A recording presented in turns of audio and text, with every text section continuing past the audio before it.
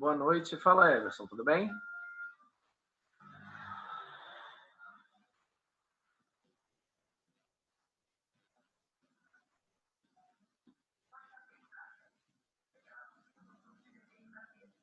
Quem chegou além de mim, né? Tem eu e o Everson, beleza? Ele já conectou. Beleza, tô te ouvindo, professor. Tranquilo. Beleza. Conseguiu resolver o seu negócio aí, negócio do seu trabalho? Do grupo aí? Consegui sim. Tô no grupo da Eliane e da Roberta. E do Domingos. Beleza, então. Show de bola. Beleza, então. Já resolveu um problema, já está meio caminho andado. Já é de bom tamanho aí.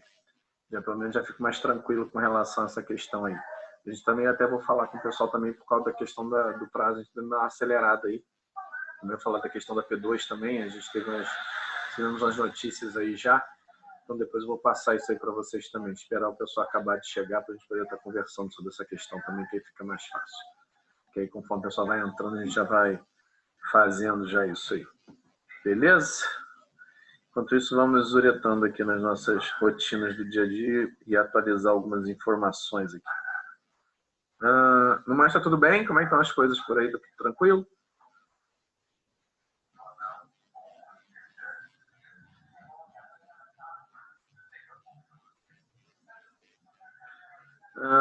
Vamos lá.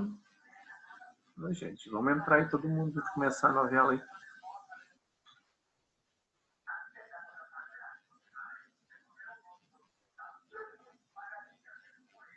Uhum.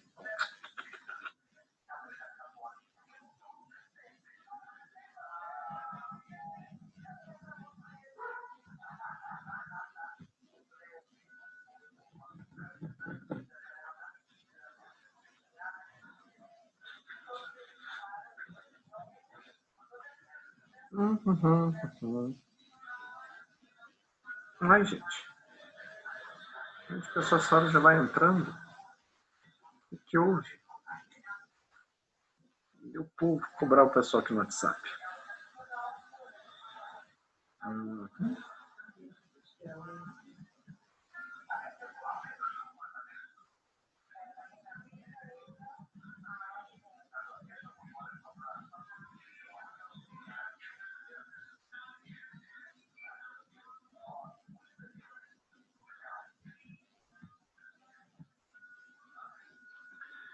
Ai, ai. Mandando um zap pro povo aqui para ver se o povo aparece aí. Ver se se manifesta.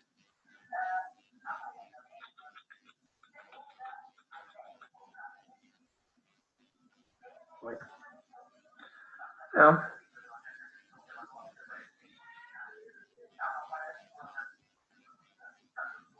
A pessoa está sem internet hoje, gente? Começou a chegar. Comecei a ficar preocupado agora. Boa noite, Natália. Boa noite. Tudo bem? Tudo jóia, e você, professor? Tudo certinho. Agora o telefone está tocando. Casa é ótimo, né? Caminhão do ovo, o carro do ovo, o cara do abacaxi, telefone que toca. Uma beleza. Aqui a gente dá aula online, é uma beleza, porque a gente tem essas várias interrupções. Campainha que toca, cachorro que late. É uma beleza. É verdade. É uma diversão esse negócio de aula online em casa. Esse negócio é ótimo. Fala, Domingo. É até engraçado os dias para a gente dar aula. Bom, gente, começando aí, vamos passar umas informações básicas enquanto a gente começa. Vou daqui a pouco compartilhar a apresentação aqui, o material da aula, mas eu queria estar falando com vocês hoje, basicamente, a gente recebeu notificações. Fala, tudo bem? A gente recebeu notificações aí com relação à execução da atividade da prova, tá? E a gente vai seguir, na verdade, provavelmente o mesmo calendário, a mesma rotina do que a gente já fez agora na P1, tá? Para poder estar fechando, e isso também se aplica à P3. Tá? Bom, como a gente já tem uma parte do trabalho, aliás, boa parte da prova de vocês é pautada em cima do trabalho, eu vou logicamente, tentar maximizar ao máximo esse valor da entrega, tá? Que é importante, dentro do prazo que a gente já havia combinado. E, logicamente, dentro do critério estabelecido, vamos aplicar a prova aí para vocês. As provas, seguindo a mesma raciocínio, eu vou fazer uma prova de caráter mais objetivo, logicamente, com algumas resoluções e proposições de questões. Valorizar algumas questões bem básicas do que a gente já foi discutindo já agora, especialmente nesses momentos que a gente passou agora para pós-P2. E, lógico, aproveitar a oportunidade para a gente poder também incrementar aí com as discussões que a gente vai ter até a data. Tá? O calendário não sofreu alterações. Então, tem alguém aí que está rabiscando, fazendo teste aí com... Vou limpar aqui o desenho, tá? Os nossos desenhos aqui. Vou voltar para o meu mouse aqui, para o meu ponteiro aqui do mouse, só para poder ficar mais fácil. Bom, e aí, gente, o que ocorre?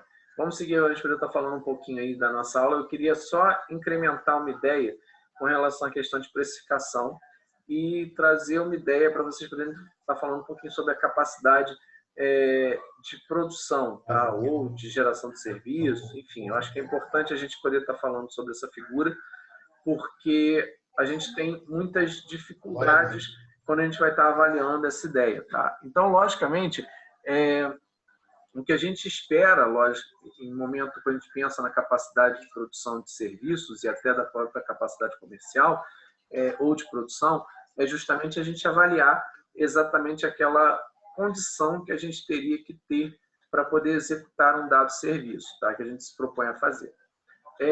A figura do serviço é um pouco mais complicada e até vocês têm aí muitos de vocês têm esse conceito, né? Apesar de vocês estarem vendendo algo, tem uma característica muito próxima, muito parecida à figura da produção. De vocês terem que estar entendendo o que vocês podem fazer ao máximo, tá? E aí, o que ocorre? A gente tem essa avaliação, eu vou mutar a galera para não ter problema com relação a um telefone, a uma televisão aí no paralelo aí que a galera está assistindo junto comigo. Boa noite, está entrando Cara, Bruna.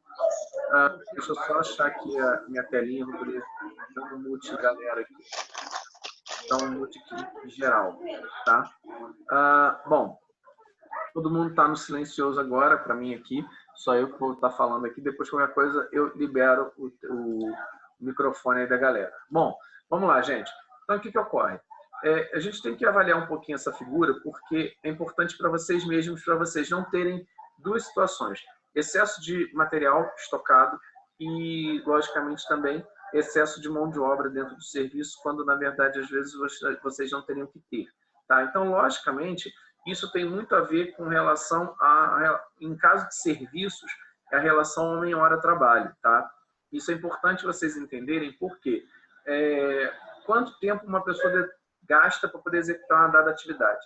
Tá? Então, logicamente, que isso é um ponto importante para ser considerado, onde vocês vão ter que avaliar sobre isso. A outra é a capacidade que vocês têm de estocar ou de gerar esse produto que vocês estão aí comercializando. Então, vocês não vão trabalhar com espaços, criar espaços, mega espaços dentro do seu negócio, sem ter, logicamente, a sua efetiva disponibilidade para um excesso de oferta, para vocês terem que ficar depois escoando em mercadoria a preço de banana. Então, logicamente que a gente tem que entender isso aí, e projeto tem muito dessa figura, né? Por isso a importância de vocês estarem analisando as atividades que são decorrentes do projeto, e as atividades de uma maneira bem segmentada e bem afinada, bem pequenininho, para vocês poderem estar conseguindo saber apurar quanto tempo efetivamente vocês gastam no desenvolvimento do negócio de vocês, né? Então, para produzir cada um dos itens o qual vocês optaram por desenvolver em termos de projeto aí, que se pautou dentro da figura do que vocês já têm lá no trabalho de vocês, tá? Então, assim, vocês já começaram lá no semestre passado. Então, lógico que é importante a gente pensar sobre isso, porque a gente não pode congestionar e nem atrapalhar o nosso fluxo de serviço, ter demandas de clientes atropeladas dentro do serviço. Então, a gente tem que tentar atender, tá, da melhor maneira possível. E, para isso, volto a dizer o que eu já falei na aula passada. Nós temos que entender para atender. É muito importante esse elemento aí para a gente poder estar fazendo, tá? Eliane aqui, coitada, melhoras aí para Eliane, eu vi aqui no grupo, coitada, melhoras mesmo. É muito ruim essa época, inclusive a gente está em hospital, né? Bom, e aí, logicamente, tudo isso, gente, que vocês fazem, né, ou parte dessa capacidade que vocês têm que fazer, parte exatamente daquela atividade do plano de trabalho de vocês, que vocês estão organizando, que é o plano de gerenciamento do projeto. Então, é muito importante vocês entenderem esse movimento para vocês poderem estar estabelecendo a figura do custo do seu serviço ou o custo do seu produto, né, para vocês poderem oferecer e, logicamente, também saber precificar, porque é uma grande dificuldade a gente poder fazer isso, tá? Eu vou dar um exemplo aí até para vocês poderem entender, tá? Existe uma figura que até hoje agora está entrando muito em voga, que é a ideia do perito judicial na área da administração, tá? Especialmente para a parte de análise econômico-financeira, enfim. É uma demanda que começou a surgir aí, porque, em tese, pela lei que rege a nossa profissão, que é a 4769, a função do administrador não é executar balanços, produzir balanços, né? Mas saber analisar as informações que nele constam. Tá? E, logicamente, também entender a estrutura organizacional da empresa para que ela possa ser esclarecido, elucidado algumas dúvidas vindo da figura do juiz. Então, quando acontece essa figura, vamos dar um exemplo que vocês venham a ser cotados para ser um perito judicial de uma empresa, de um processo, e aí vocês vão receber uma dada situação onde a sua expertise permite que vocês façam isso, tá? Vocês têm que ter acesso ao processo, claro, um documento, acesso aos dados da empresa também para poder ter esse aclaramento de informações, mas somado a isso, vocês têm que ter um tempo para executar isso, né? Vocês têm que gastar um tempo, né? Então, quanto tempo você gasta para poder executar essa atividade? Sei lá, quanto tempo você vai gastar para ler o processo? Quanto tempo você vai gastar para fazer esses cálculos? Quanto tempo você vai desenvolver isso? E por que eu estou falando isso? Porque o preço do trabalho de vocês cobram pelos honorários. Isso são honorários periciais, isso é cobrado. Essa figura de vocês na justiça, no caso, se vocês forem peritos, vocês são assistentes do juízo, na verdade, de quem designou vocês para fazer aquela tarefa. E o que se espera, independente do tempo que decorra o processo, isso pouco importa para vocês enquanto peritos, isso não é uma função de vocês, mas no momento que vocês se comprometam a fazer uma tarefa, a essa tarefa vocês têm um tempo que vocês têm que gastar e automaticamente esse tempo implica um custo. Tá? Então, vocês têm que fazer, sei lá, para vocês lerem o processo, vocês vão gastar 2 horas, para vocês fazerem os cálculos, vocês vão gastar 3 horas, para vocês fazerem a apuração, a discussão técnica sobre o documento que vocês apreciaram, vocês vão gastar mais, sei lá, 8 horas. E sobre esses valores, logicamente, pela carga horária de tempo que vocês gastam, vocês cobram um X de valor pela hora de serviço de vocês. É como um serviço de auditoria, por exemplo, né, onde vocês vão falar auditoria de qualidade. Aqui alguns de vocês devem passar por isso, na empresa que vocês trabalham e tudo mais. O auditor de qualidade, ele não vai lá ficar olhando o processo, ele não vai lá para poder entender o processo. O processo não é a função dele entender. A função dele é auditar se dentro dos protocolos que você estabeleceu, se está coerente. Né? Essa é a função dele. Só que para isso ele cobra uma pequena fortuna em hora de trabalho. Né? Ele não vai lá na sua empresa, além de todos os custos decorrentes de deslocamento e blá, blá, blá, esse camarada que vai auditar a qualidade do seu serviço, ou vai atestar a qualidade do seu serviço, ele cobra pela hora de trabalho dele e tem um valor significativo. Tá? Então, ele tem que entregar um relatório ao final da execução e isso aí tem um preço. Tá? Então, óbvio que para todos vocês, quando vocês pensam num serviço prestado, vocês têm que saber o tempo que se gasta. E, logicamente, isso seria o custo da sua, vamos dizer assim, da sua mão de obra, o preço pelo seu serviço. Quando a gente vai colocar dentro de um produto que a gente está vendendo, a gente vai ter que entender também o custo desse serviço logicamente, além da capacidade que nós temos de atender, né, essa capacidade de produção, o custo desse produto para a gente poder saber o preço. Porque não adianta nada eu simplesmente ter o serviço, oferecer o serviço e achar e não incluir nele, por exemplo, a figura de impostos, né? E eu tenho que incluir isso de alguma forma. Eu tenho que incluir uma margem de lucro, eu tenho que incluir uma despesa administrativa, eu tenho despesas para executar esse serviço. Aí a gente tem a figura do Lava Jato aí, no caso do serviço de estacionamento com Lava Jato. Isso é um serviço. Qual é o custo desse serviço? Porque eu tenho que manter ele. Então não adianta nada eu cobrar e o que eu faturar não cobrir a despesa que eu tenho. Então eu tenho que entender que, logicamente, existe um custo para poder manter essa atividade. E sobre isso, logicamente, esse seria o valor do qual eu me referenciaria como base. E sobre ele incidem informações a títulos de impostos, por exemplo. Tá? Isso aí de acordo, aí o imposto que você vai cobrar, o lucro, a margem de lucro que você pretende obter sobre o custo, porque o custo da mercadoria vendida não quer dizer seu custo da sua mercadoria não quer dizer que você está colocando uma margem de lucro, você tem que colocar isso no seu serviço, né? Então, a gente tem que avaliar isso. E dentro desse raciocínio, dentro dessa ideia, que eu trago essa figura para vocês poderem avaliar a figura da ideia da capacidade de vocês compreenderem isso. Então, a primeira parte que vocês têm que entender é quanto custa o seu serviço, tá?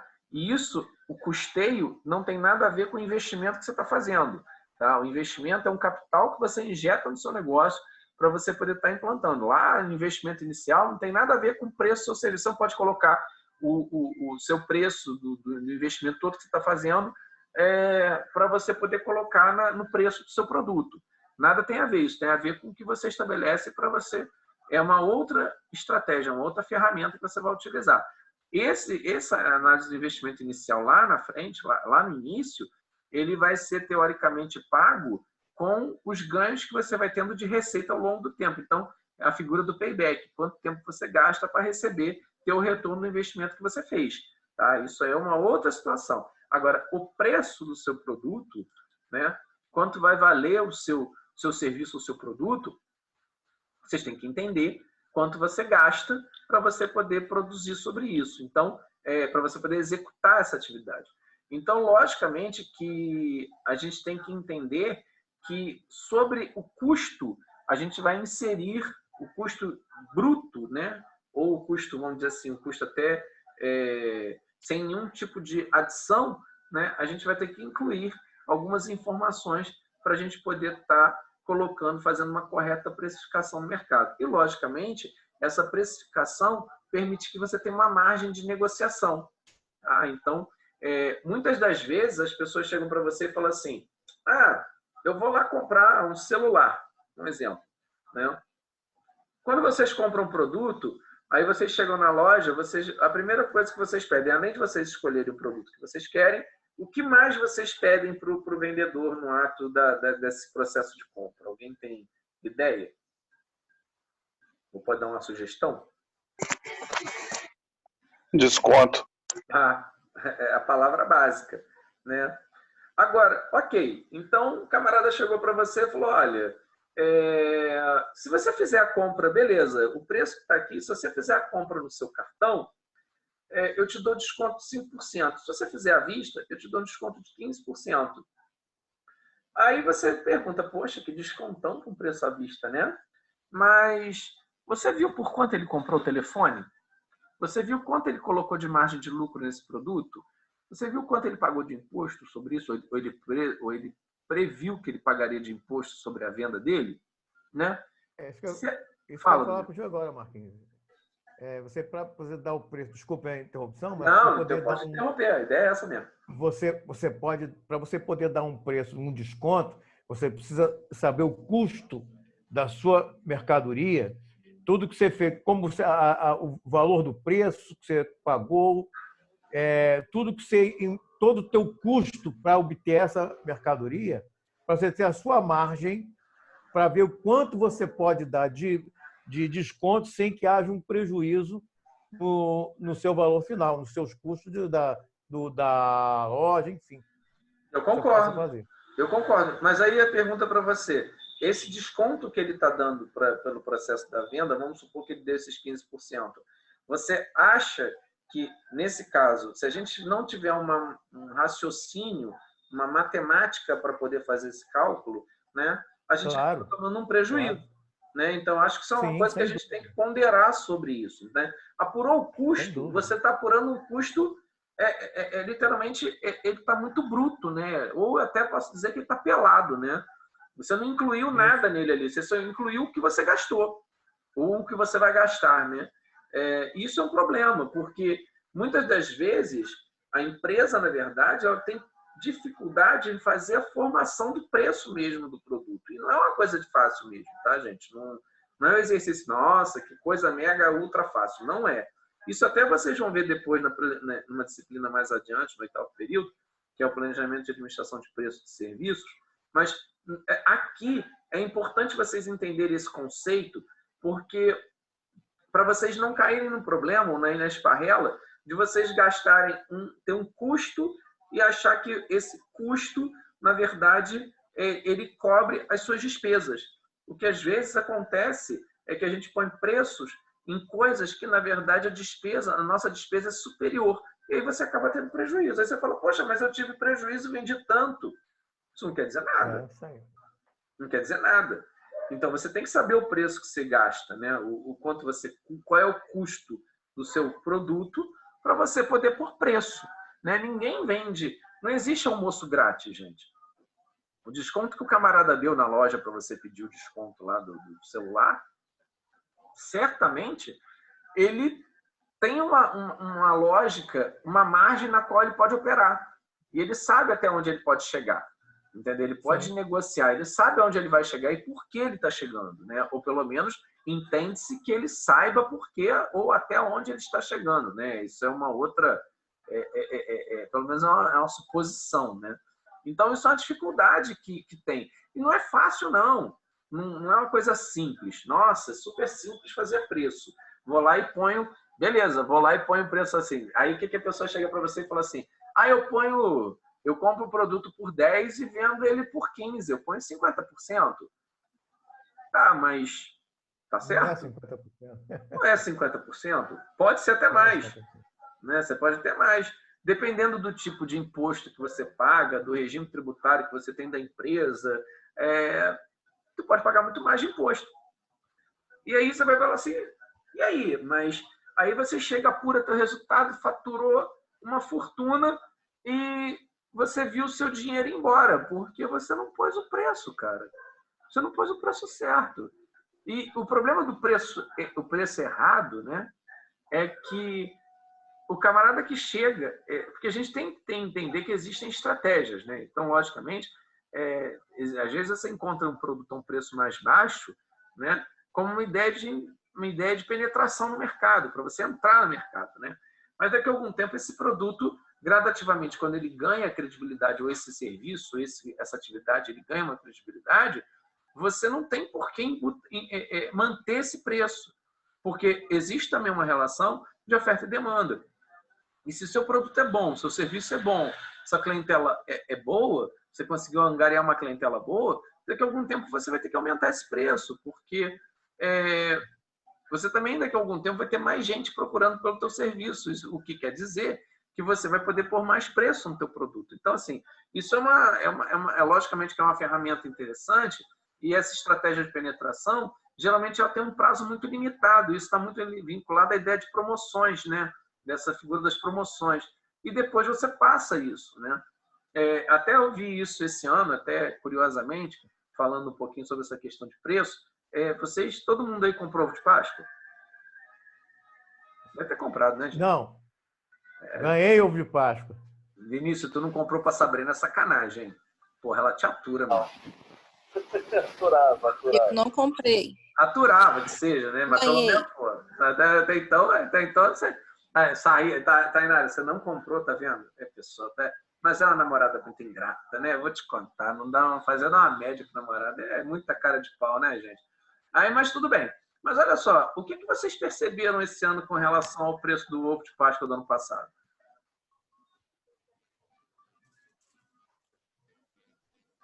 Ninguém percebeu nada? Não, gente, tudo bem. Se vocês não ganharam do namorado, namorada ou qualquer coisa assim, minimamente vocês compraram, né? Pelo menos, tipo assim, vou comprar para mim mesmo. Aí, ó. Nossa, domingo nem abriu. Olha lá. Domingo tu não abriu o teu ovo de Páscoa, cara. Pô, já acabei com os daqui de casa todos, cara. Acabei com os daqui, já tô aí. Sobrou esse. Porra. Sobrou esse. Ninguém percebeu que esse ano o preço dos ovos ficaram mais baratos, não? Sim. Isso aí ficou mais barato. Mas aí a pergunta, poxa, então por que ano passado estava tão caro e esse ano está tão mais barato? Não está tão mais barato, né? Mas estava num preço que a gente deveria dizer assim, justo, né? Você chegou no preço justo, né? Por quê? Existe um pequeno problema. A gente estava acostumado, na verdade, né, a comprar ovo de Páscoa caro por um motivo básico, né? A gente comprava geralmente no último minuto, né? Então, assim, os 45 segundos tempo nós íamos para a loja comprar. Então, primeiro era o que tinha e segundo era o preço que estava lá. Então, todo mundo sabia que na reta final a procura era maior e automaticamente os preços aumentavam. Esse ano, com a figura da pandemia, os revendedores e, logicamente, a própria indústria, né, ela ficou com muito medo de perder os estoques em função se ela mantivesse as políticas de preço que ela tinha. Então, isso quer dizer, primeiro, que ela ganhava um lucro absurdo, as indústrias de chocolate tinham um lucro absurdo com as vendas que eles tinham, e, logicamente, as lojas também tinham um lucro absurdo com as vendas do chocolate, dos ovos de Páscoa. Então, assim, isso se comprovou esse ano, né? Quando você tinha um ovo ano passado que custava R$80 e você comprou esse ano esse mesmo ovo por 45, por exemplo. Mesmo tamanho, mesma...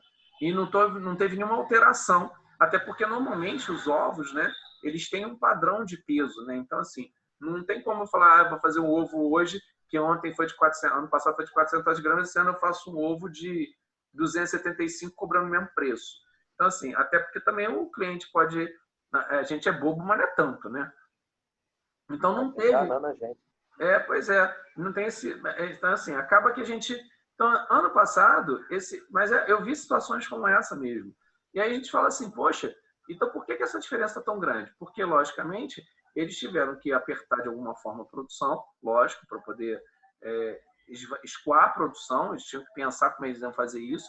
Não adiantava colocar uma margem de lucro muito grande, né? Então, eles reduziram certamente a margem de lucro deles para poder permitir o escoamento dessa mercadoria para as pessoas comprarem, as lojas, né, os departamentos, enfim, as grandes lojas, e também os pequenos comerciantes, as redes de supermercados e por aí vai comprarem, a um preço menor.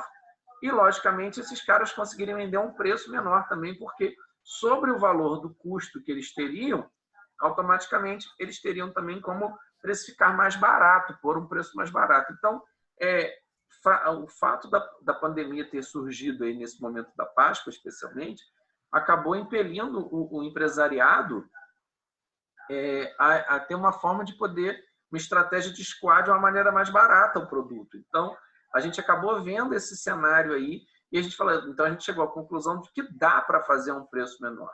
Até porque, quando acabava a Páscoa, né, normalmente, na segunda-feira depois da Páscoa, o que você encontrava nas lojas eram ovos a preço de banana, né? Então, estavam muito mais baratos.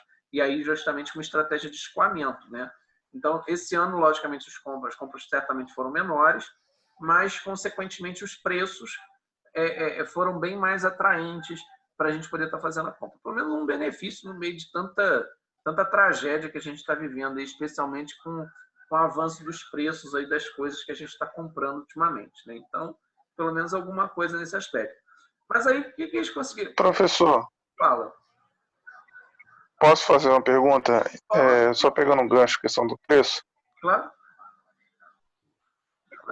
Na questão do álcool gel, qual é o limite do que é um preço abusivo e do que da empresa, da revenda, das lojas aproveitarem a oferta de demanda e procura? Porque diariamente é um debate muito grande na mídia em relação a isso. O valor do álcool gel hoje e o valor do álcool gel antes da pandemia e até onde é abusivo dentro de uma empresa, por exemplo. Se nós Se eu sou dono de uma loja que vende álcool gel, qual que é o limite nessa questão de margem de lucro e tudo? Existe um parâmetro para isso? Eu vou dar um exemplo, parâmetro não existe, né? Mas eu vou dar um exemplo muito... Aproveitando a ideia do álcool gel, vou também trazer o exemplo da máscara, tá, gente? Que é outro problema que foi muito recorrente aí, a tal da N95, a infernal N95 na nossa vida aí, que a gente agora está usando isso. Bom, agora acabou se flexibilizando isso, né? Por conta da questão da própria ausência da máscara, da falta da oferta, acabou se optando por criar as estratégias de fazer essas máscaras de pano, né? Com algumas restrições de uso, lógico, algumas dicas, né? As máscaras de tecido, elas têm que ser trocadas de tempos em tempos. Então, o ideal é que você, a cada 2 horas, se você faz uso regular dela, você troque as suas máscaras. Então, você tem um estoque de máscara aí, né, de pano, porém é um preço muito mais barato do que você estava pagando uma N95. Uma N95 custava, Everson, antes da pandemia, ela custava, acho que algo em torno de R$ 1,95, 2 e pouquinho cada máscara. Isso você contando uma máscara, uma caixa que vinha, sei lá, com 50 unidades, 100 unidades, sei lá, algo assim nesse sentido. Você pagava isso aí, não lembro a quantidade que vem numa caixa. Mas algo, vamos pensar em R$100 aí, 100 unidades a R$ 1,95 cada. Essa mesma caixa, eu já cheguei a ver o preço numa época por conta desse aumento e, logicamente, esse pânico do mercado e essa fala, na verdade, a respeito da situação do uso da N95 como critério obrigatório e, logicamente, mitigador da Covid, eu cheguei a ver isso aí a preços que chegaram a quase R$900 uma caixa. Uma caixa. Tá? Então, assim, lógico que existe a relação de oferta e demanda, e isso aí é mercado. Então, as pessoas, quando começou o aumento de procura, automaticamente os estoques também acabaram muito rápido, né, no preço que se tinha, e começaram a se aumentar os preços em função dessa grande procura, o que é um erro, se a gente pensar por uma questão de saúde pública, né? A mesma situação acabou acontecendo com o álcool gel. Então, não tem uma limitação de preços. Mas existem o que você pode buscar de alternativas. Tá? O que aconteceu, e especificamente no uso do álcool gel, é que a gente chegou a ver aí frascos de álcool gel que até então a gente pagava R$7, R$10, né? Especialmente embalagens de 1 litro. A gente chegou aí a pagar, eu vi álcool gel, garrafas de álcool gel de 1 litro, a preços na base de R$70, R$80. Eu mesmo fui um que comprou meio litro de álcool gel por quase R$60 no primeiro momento, tá? Isso aí eu estou dizendo que foi uma situação minha. Quando eu poderia comprar esse meio litro de álcool gel por menos de R$15. Tá? E, assim, certamente, em outros momentos, até menos de R$10. Né? O que houve, logicamente, a gente entende que ainda há um risco muito grande da figura da pandemia, mas, paralelo ao risco da pandemia,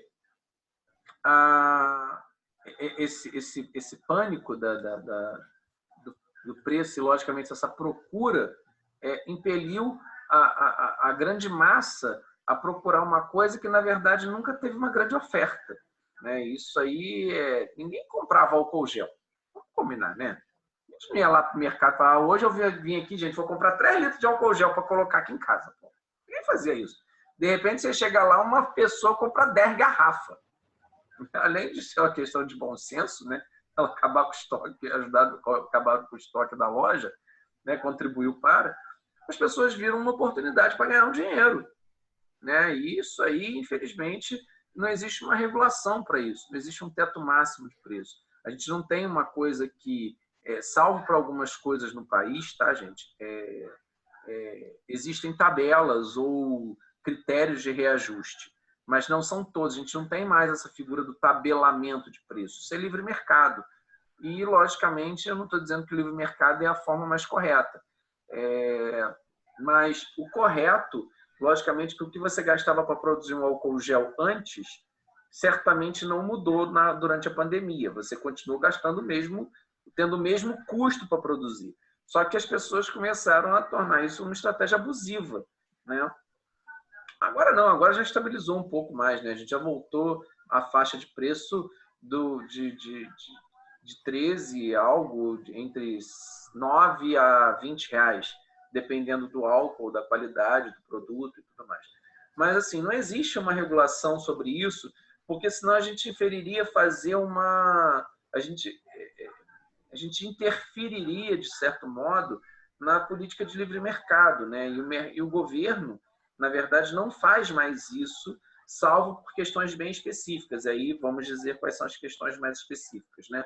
Os serviços essenciais, eletricidade, telefonia, esses serviços de água, esses fornecimentos básicos, tá?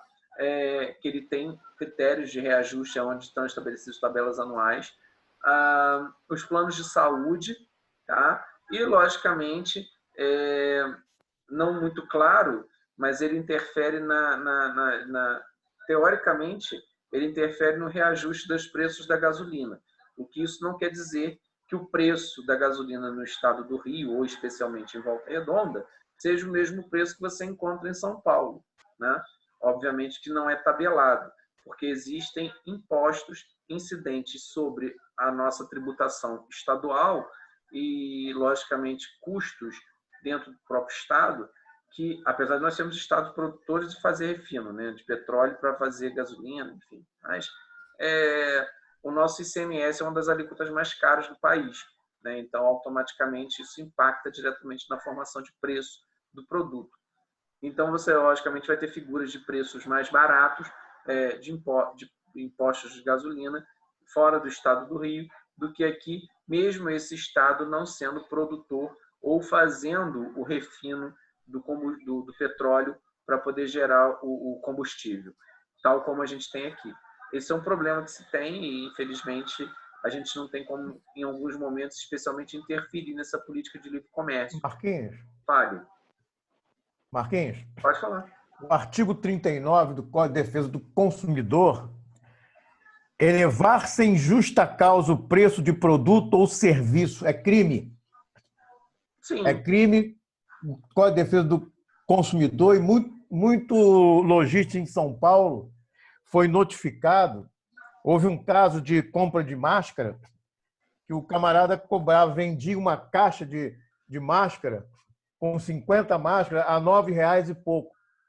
Ele passou a vender a R$430. É o que aconteceu comigo. Não, mas, pois exatamente isso. Então, o que foi feito? O PROCON esteve no local, pediu a ele as 3 últimas notas fiscais antes da pandemia e a última que ele comprou. Ou seja, o fornecedor passou para 285 a caixa. O que aconteceu? Ele foi notificado e o fornecedor também foi notificado e mercadoria apreendida. Então...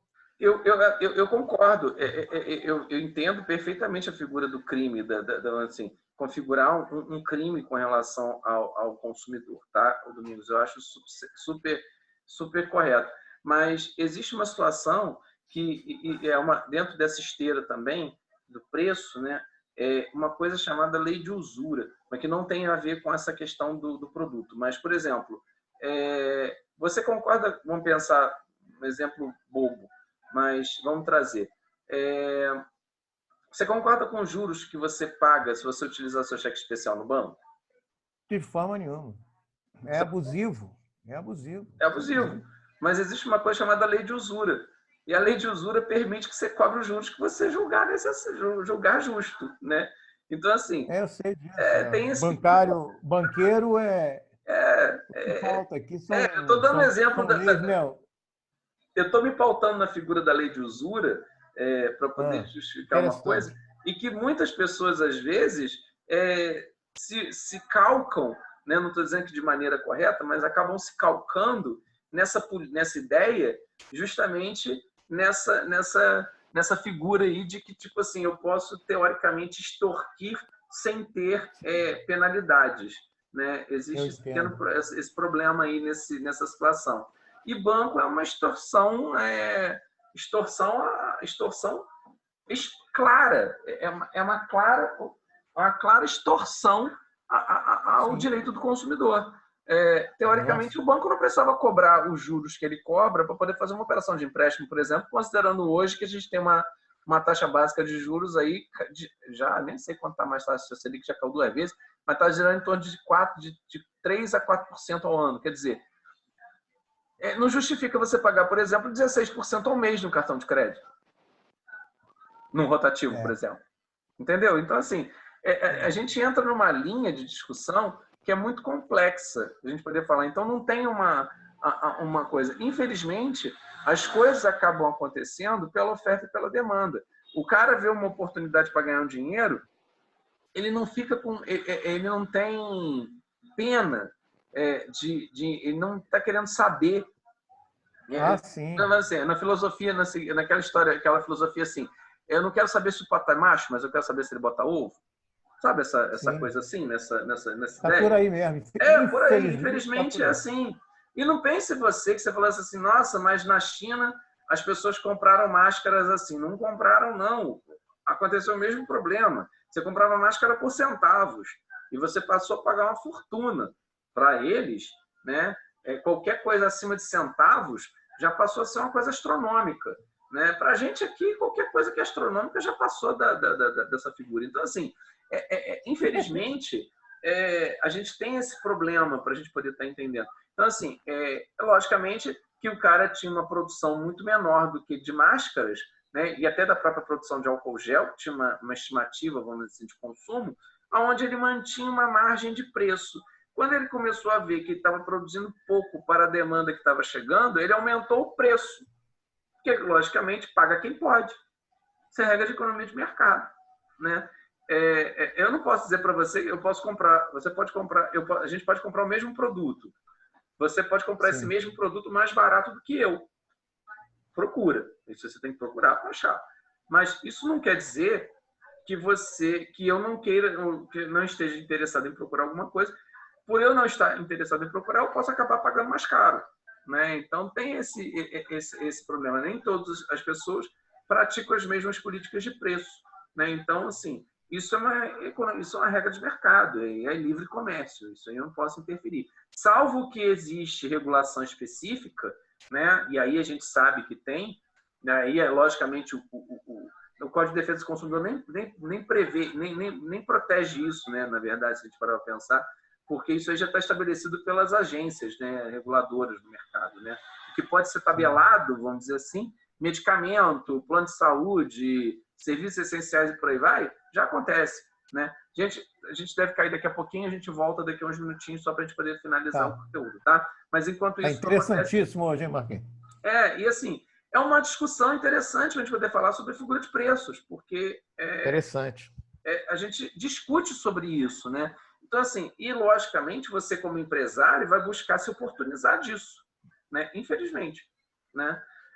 Às vezes é que a gente fala, eu tenho uma amiga minha que a gente trabalha vamos trabalhar no segmento de saúde, a gente sempre comenta isso, né? Ela trabalha numa operadora, né? Do qual ela usa o meu serviço e eu ofereço o serviço de internação. Aí ela